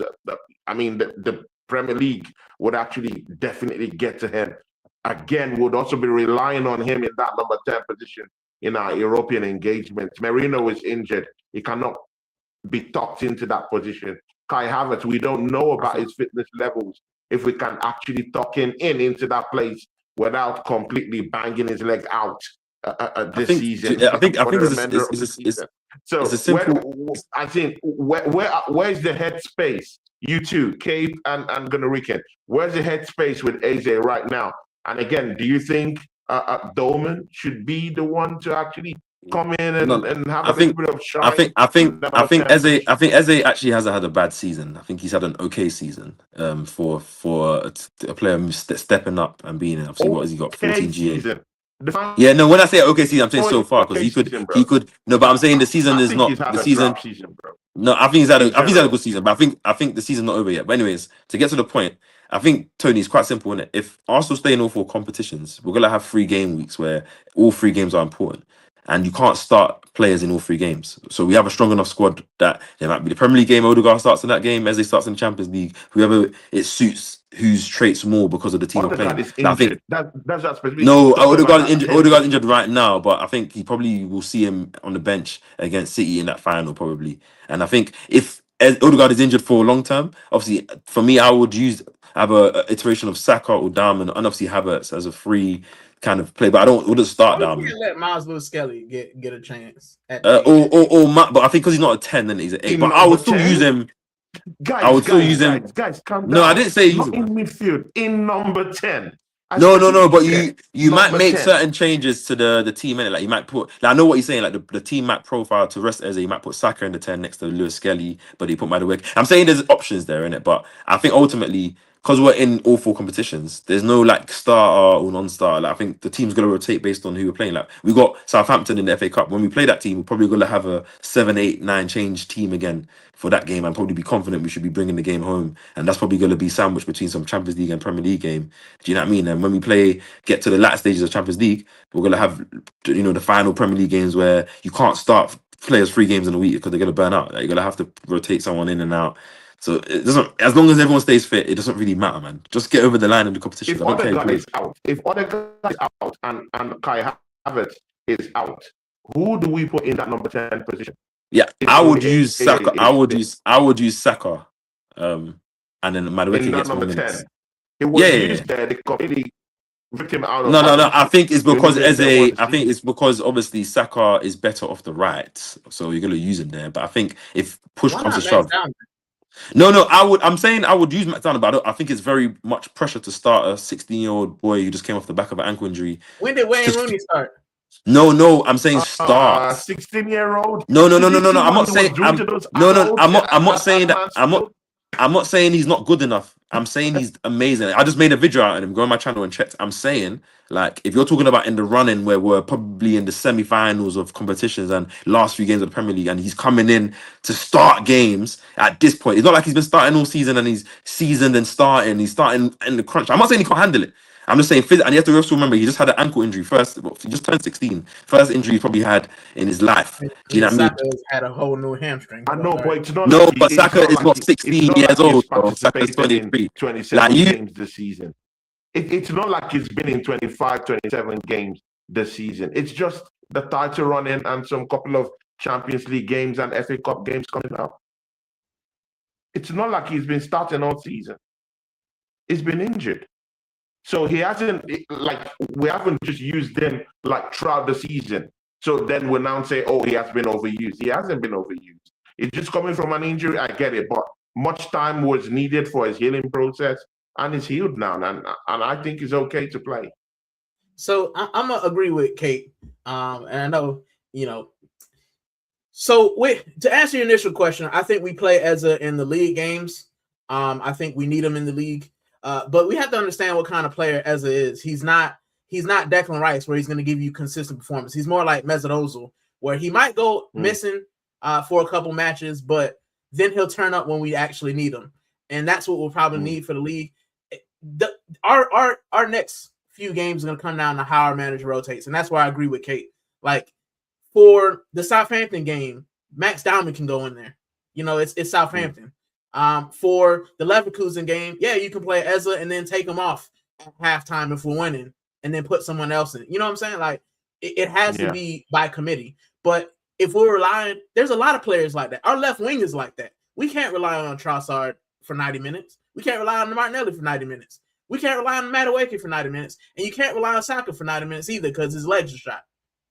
So it depends on how we rotate and how we use those players. But Eza's not going to be a player who's going to. That's what I'm saying. We can't keep saying that, oh, he's a 16-year-old, so we don't have to put him in games. I don't think so. Yeah, if you're good enough, you should play. Year-old, he hasn't been playing all throughout the season because even when he was okay, he wasn't always playing for the senior team. He was always in the under-21 team. Playing. So he hasn't really played that much this season, though. So I don't really see it as a crime if he has enough role to play, enough games to play from now to the end of the season. I don't think it's bad.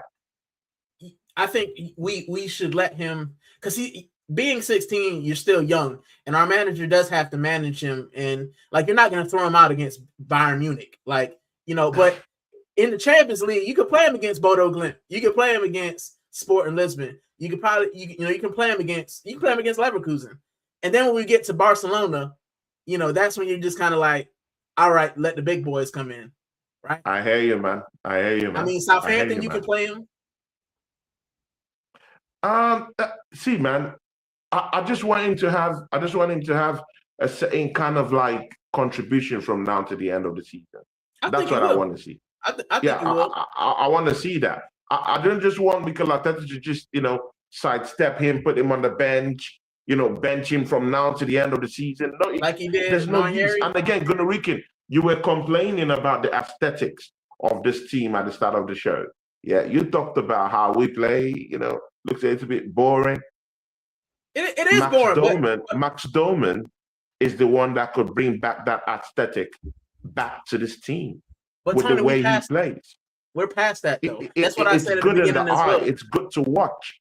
It's good to watch. Win. Just maybe that boring football you were talking about or alluding to wouldn't just be there. It might just pack something different.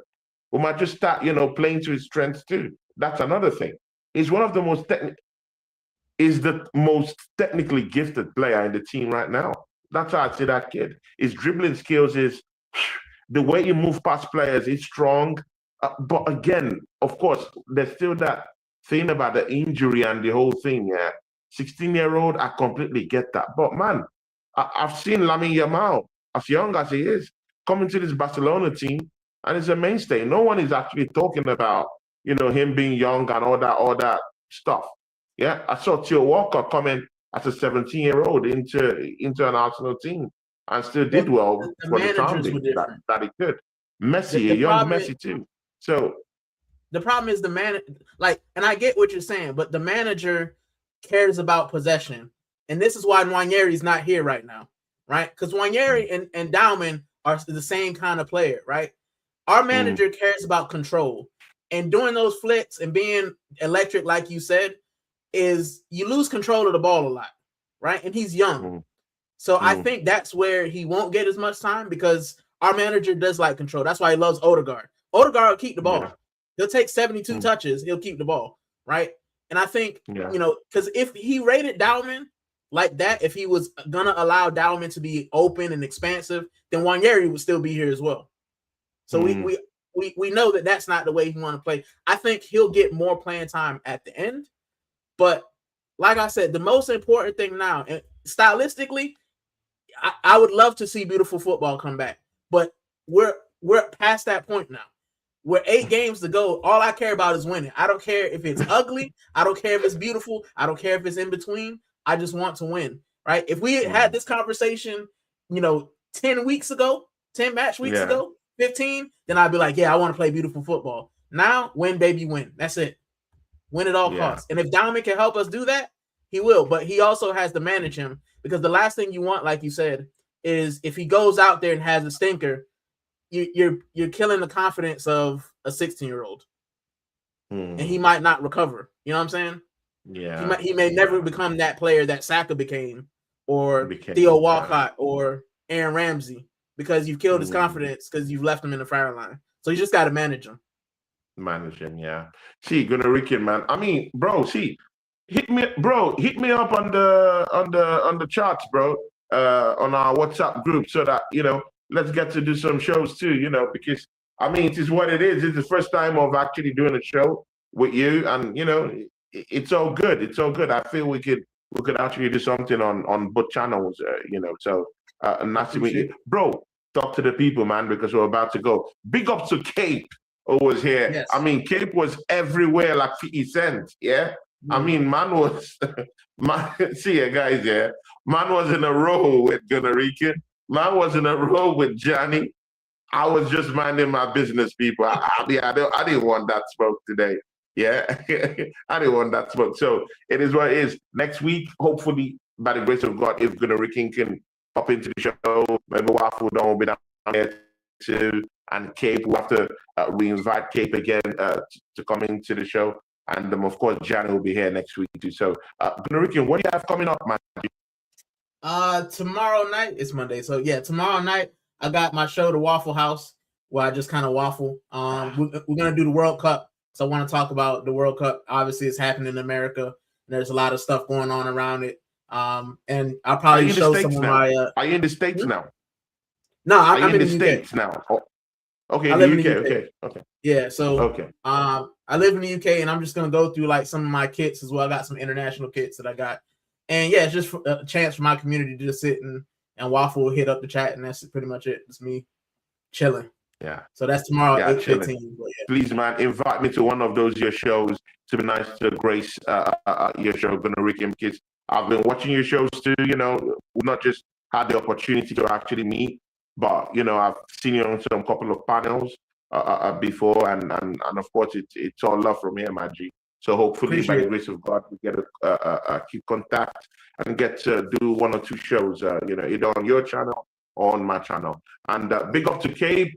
I've not people yet. I've only been on the panel with Cape. Hopefully, I should be able to get something done with him.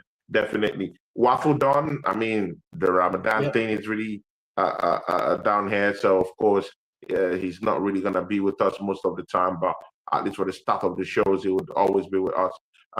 Thanks to Gianni, who was also down here too. And big up to everyone. And big up to Waffle Don, big up to Gunarikin. And people, catch us next week as we come up with another episode. From me and Gunarikin, we are out, people. Out. Peace. Out.